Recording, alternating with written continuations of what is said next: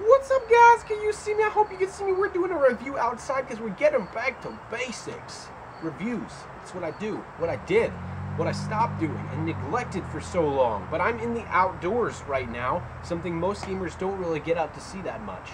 That being said, better watch out for some zombies because that's what we're talking about. Okay, that was really cheap. I'm going to leave that in there, though. Anyways, Lollipop Chainsaw. This game came out a few months ago. Beginning of summertime, it was released.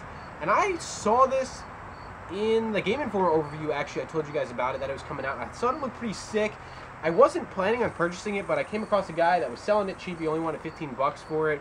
And I was like, hey, what the heck, man? So I picked it up. Well, first off, let's start off and say it's on PS3 and Xbox 360. So both platforms, we're good to go. What it's about. It's a single-player game, and basically you're a cheerleader zombie hunter. And I'm not going to say anything more than that.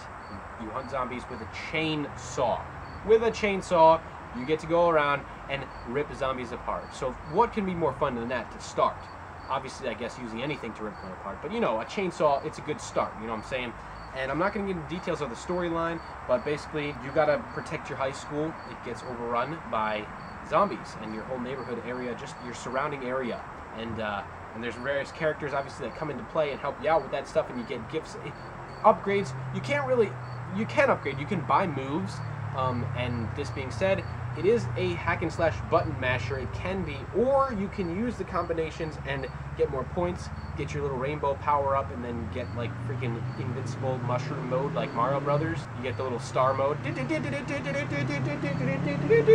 just like that basically. And in order to get that quicker, you do combos. Can you get that without doing combos? Yes, you can. You can just button mash and get it, but it's more fun. And also, as it gets a little bit tougher, which it never really gets extremely difficult, I think they need to add either more zombies or zombies that are just like, there's a jump button. The circle is like your avoid, your dodge, your jump button.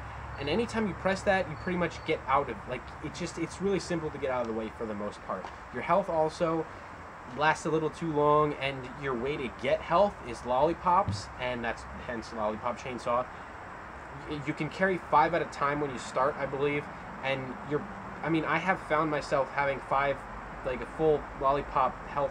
It's like a med kit basically the entire game. Like as soon as I use one, I have another one right there on the ground that I come across like right after that. I think they have them too often, or the game's just too easy, I don't use them enough, or whatever the case may be. You can also buy outfits at the shop, which is kind of, I guess, I haven't really found out how to put those on.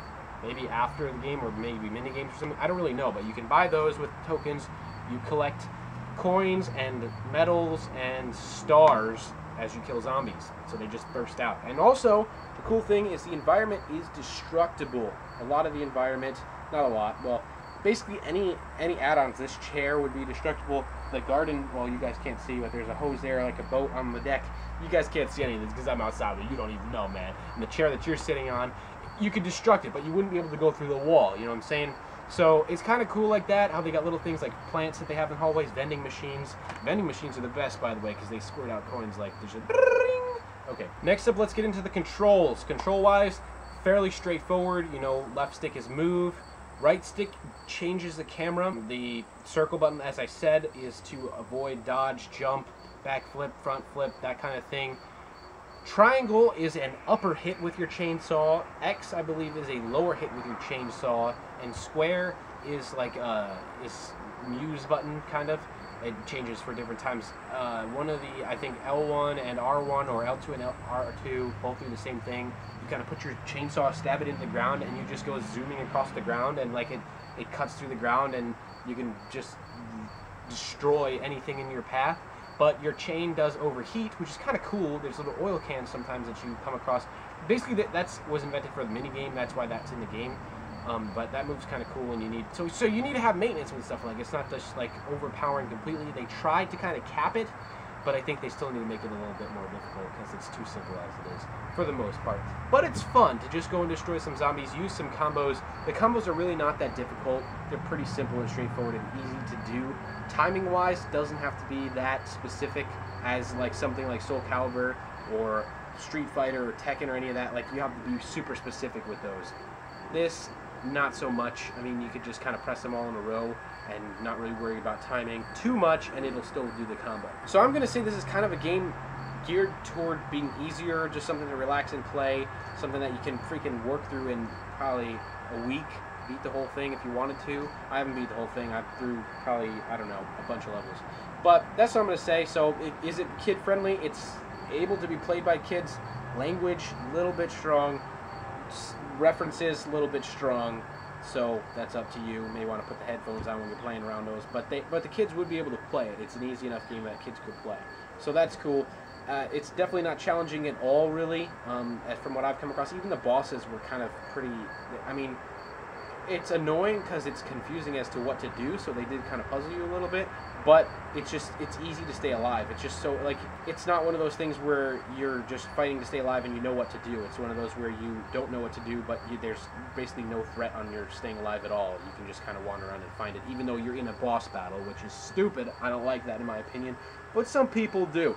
Graphic-wise, cool graphics. They did a great job with them. It's got their own little style. It's kind of like a half to 3D, half kind of almost flat 2D, almost like kind of how Borderlands is, just a little bit different, but not even close to Borderlands. I don't know. That's the only thing I can kind of compare it to. But the graphics are good. They're cool looking. They got their own style, which I like in a game when games have their own freaking style. I like when they change it up. It's worth looking at, worth playing around with, worth having a good time with, and enjoying the environment and what it's made like. Price-wise, I think it's still probably $59.99. Maybe it did go down already. I don't really know. I haven't even looked at what other people have rated this game. I'm going to rate it pretty high. I mean, I think I enjoyed it. I would buy it again. Again, I did buy it for 15 bucks. Would I pay the $59.95, $99, whatever it is? It's kind of a little easy for that. I'm not big into single-player games, but like I said, I picked it up really cheap, so I'm like, hey, what the heck? So I got it, and I'm playing through it, and I personally wouldn't pay that much for a single-player game, but this is definitely one that you're going to get through quickly if you put some time into it, so keep that in mind. You may want to wait till the price goes down, try and get it on sale, get it with a birthday gift card, that kind of thing. Other than that, though, it's a fun game, just really easy. I'd recommend it pretty much. The controls work. They seem good to me. They're fun. I mean, they're not, like I said, the combos are pretty simple. So, over and out. What am I talking about? I don't know why I just said that. But we're done with this review. We're going to have some more. Hopefully I won't be outside in nature, in the wilderness here. Now I'm off to go find some dinner. There goes a squirrel running by. I'm going to go try and catch this now.